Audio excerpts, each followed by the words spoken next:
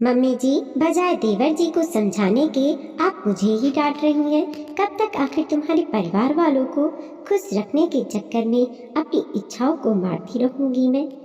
मेरी इच्छा कोई मायने नहीं रखती तुम्हारे लिए। अगर जरा सा भी अपनी मर्जी से कुछ बदलाव कर दूं तो घर में हंगामा हो जाता है। ऊपर से आज ये सब। भारती ने अपने पति रमन से कहा, देखो भारती, तुम अब इस घर की बहू हो। इस घर के लोगों को खुश रखना तुम्हारी जिम्मेदारी है। अगर उनको खुश रखने के लिए तुम्हें तुम्हारी कुछ इच्छाएं छोड़नी पड़ती हैं तो छोड़ दो ना। क्यों बात को पकड़ कर बैठी हुई हो? रमन उल्टा भारती को डांटते हुए बोला, इस 1 साल की शादी में मैं अपनी इच्छाएं मारती ही तो आ रही हूँ। इस घर में अपनी इच्छाओं को मारकर अपनी पूरी जिंदगी तो नहीं जी सकती, क्योंकि इतना तो मुझे समझ में आ चुका है कि एक बहू से कभी कोई खुश नहीं रहता। भारती ने कहा। भारती, क्यों बात का बतंगड़ बना रही हो? कुछ दिनों की बात तो वैसे भी हम दूसरे शहर शिफ्ट हो ही रहे हैं ना। फिर कुछ दिनों के लिए बातों पर ध्यान देना छोड़ दो। एक तो तुम माँ से बेवजह लड़कर आ गई, थोड़ी शांति रख लेती। ऊपर से अब बड़बड़ा भी तुम ही रही हो। रमन ने आवाज ऊंची करते हुए कहा, मैं लड़कर आई हूँ, उल्टा मुझ पर ही इल्जाम लगा रहे हो।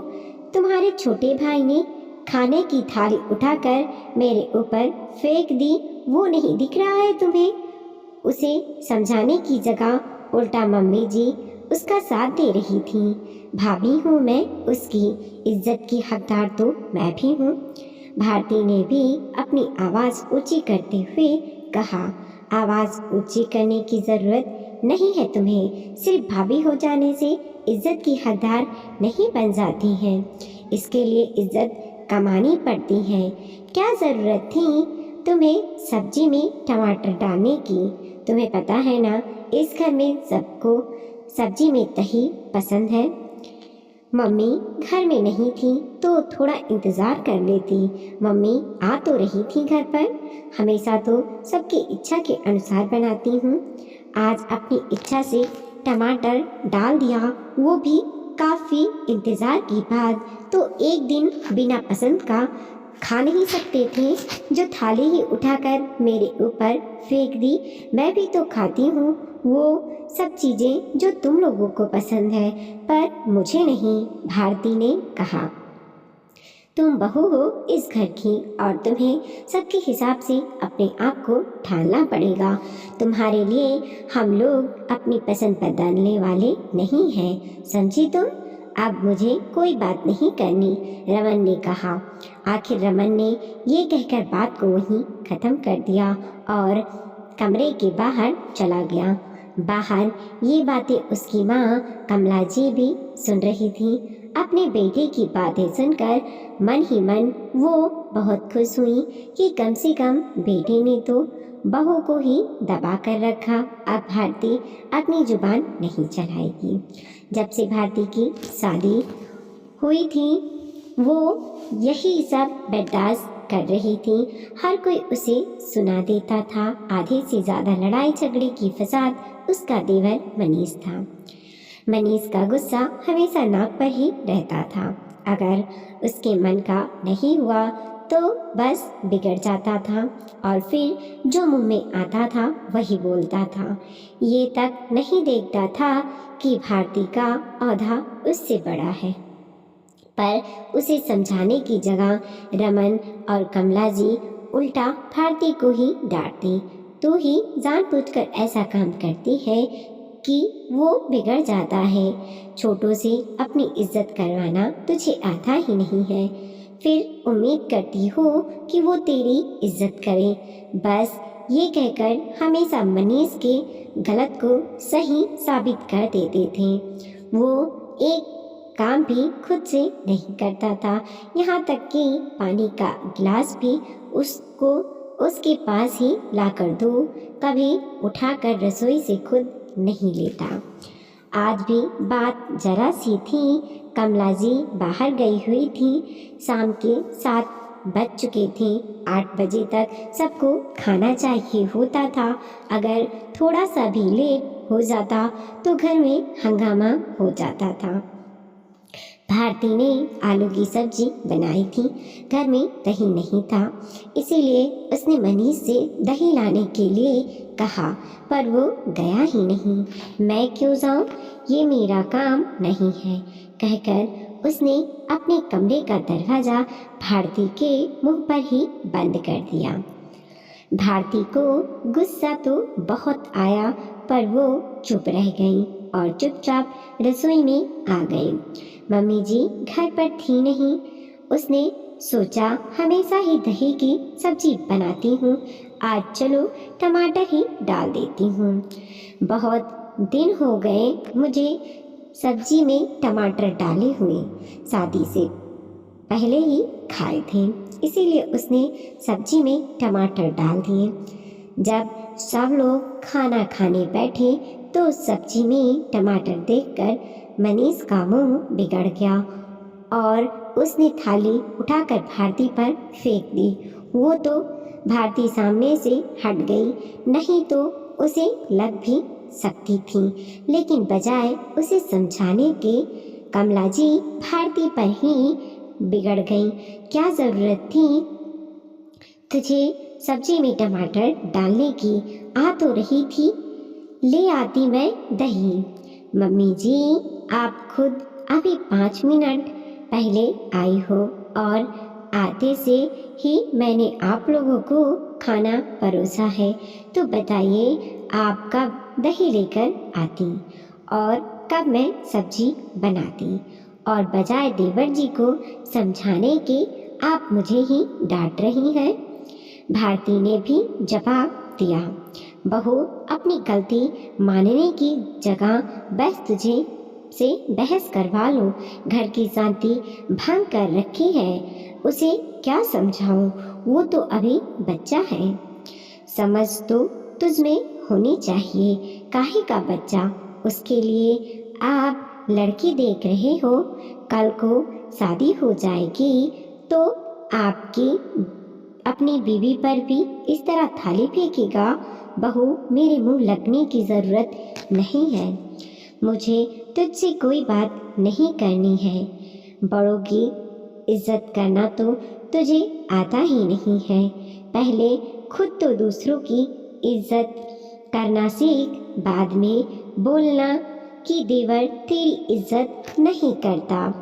कमला जी ने कहा तो भारती कुछ कहने को हुई, इतने में रमन ने उसे डांट दिया और कमरे में ले आया। बस उसके बाद फिर इतनी सब बहस हो गई। कई बार तो भारती मनीष के बारे में सोचती थी कि ये इंसान अपनी पत्नी के साथ कैसे एडजस्ट करेगा।